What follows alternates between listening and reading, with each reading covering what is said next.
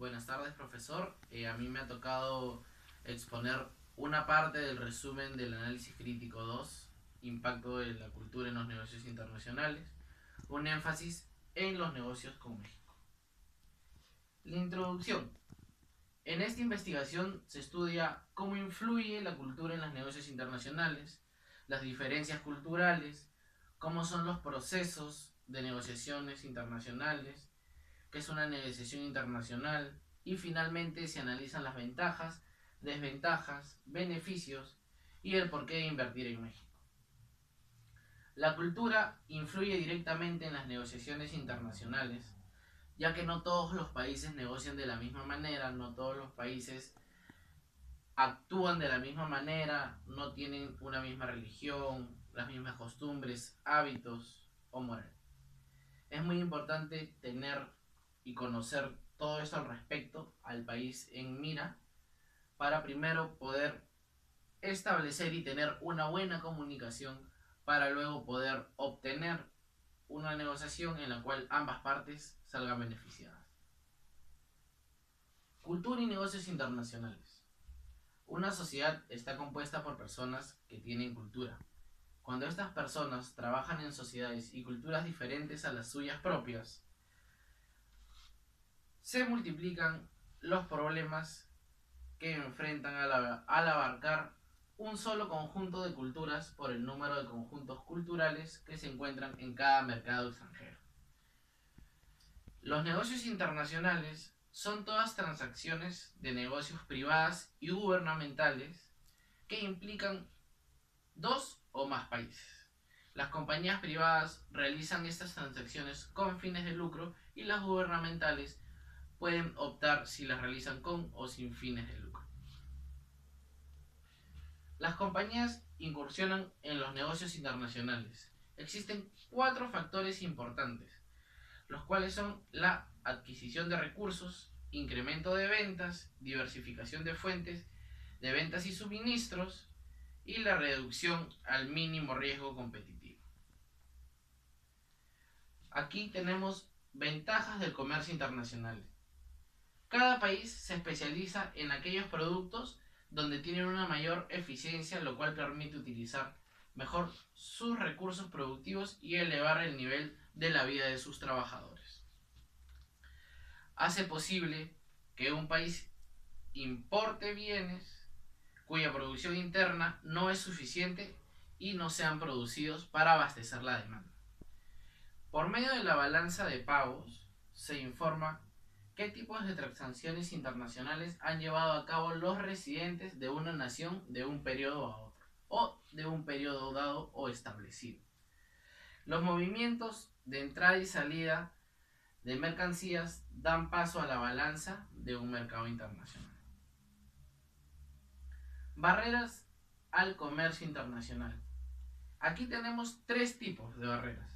Las primeras, las contingentes, son unas barreras cuantitativas, que significa que el gobierno establece un límite de cantidad de producto otorgando licencias de una manera restringida. La segunda son las barreras arancelarias, ¿no? Que son las barreras impositivas, los aranceles, que significa que el gobierno establece una tasa aduanera que lleva a que el producto eleve su costo. Y las barreras administrativas, que son desde los trámites aduaneros que demoran el proceso y los movimientos de las mercancías, hasta sofisticadas normas sanitarias que, al ser diferentes en cada parte del mundo, impiden la venta libre del producto dentro de ese país. En aprendizaje cultural. El aprendizaje cultural lo tenemos por estética, actitudes y creencias, religión, cultura materialista, educación e idioma. En estética abarca todo lo que viene a ser el folclore, el arte, el drama, todo lo que proviene de una cultura. De ahí, actitudes y creencias. En actitudes y creencias, por ejemplo, tenemos todas las costumbres, hábitos que tienen los diferentes países. Por ejemplo, En el continente asiático, en Japón, una de las actitudes que ellos tienen hacia los negocios es, por ejemplo, que no puede pasarse el límite de tiempo. Por ejemplo, si ustedes quedan a las 10 en punto, a las 10 en punto debe ser, porque al pasar un momento más, al pasarse un momento la hora, ellos se sienten ofendidos. Después, en la religión, por ejemplo, se tiene que tener en cuenta hacia qué tipo de país estoy ingresando o cuál es el tipo de religión que tiene este país para poder de una manera mejor establecer un vínculo. Por ejemplo, tenemos el ejemplo de McDonald's en la India, que por su religión ellos no comen carne de res, entonces las hamburguesas en McDonald's en la India están hechas a base de soya. En la cultura materialista vendría a abarcar todo lo que ha dejado el hombre como herencia tecnológica, todo lo que tiene que ver con la tecnología. En la educación es importante saber los índices los índices de educación, los índices de ignorancia de un país, para así poder saber saber de mejor manera cómo entrar y estar ubicados en el país. En idioma, por ejemplo, vuelvo a tomar el ejemplo de Japón, que por ejemplo cuando un japonés y un finlandés realizan un negocio, el trato por conveniencia y lógica va a ser en el idioma inglés, ya que es un idioma en el cual todo el mundo se expresa, pero para el japonés tendría una mayor o para el japonés sería un mayor beneficio que el finlandés se expresara en la lengua natal del japonés, ya que eso le daría al contacto de Finlandia un ligero plus para poder tener un buen vínculo laboral con una empresa japonesa, el poder hablar su mismo idioma. A continuación, he preparado unos pequeños cuadros que son, esta es información importante para preparar una negociación. ¿Qué hacer y qué no hacer? A continuación dice, conseguir de la otra parte la mayor información posible sobre el tema que vaya a debatirse. Calcular los puntos fuertes y débiles, necesidades percibidas y estrategia de negociación de la otra parte. Y precisar los objetivos propios. ¿Qué no se debe hacer? Nunca se debe evaluar la posición y el comportamiento de la otra parte con base en nuestra cultura. No se debe participar en una negociación comercial internacional sin alguna preparación previa. 2.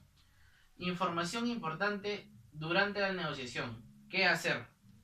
Fijar un orden de prioridad para las concesiones.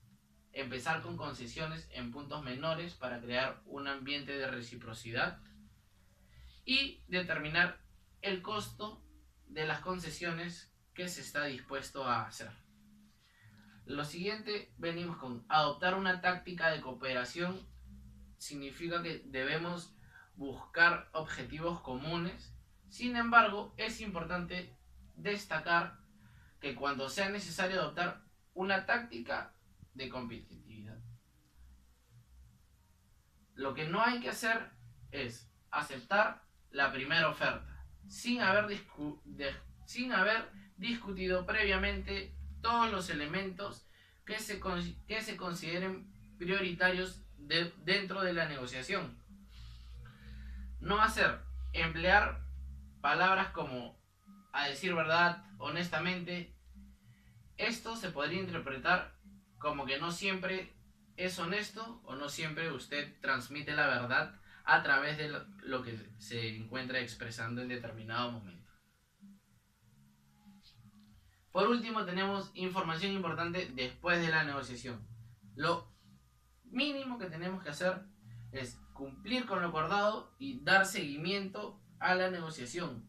Nunca se deja de lado una negociación. Nunca, porque ya se acordó o ya se firmó el contrato y ya se realizó el negocio, se deja de lado la negociación. Siempre hay que darle un seguimiento para ver si se están cumpliendo las normas, si se están cumpliendo los puntos acordados y los detalles de todo el proceso de negocio que se realizó.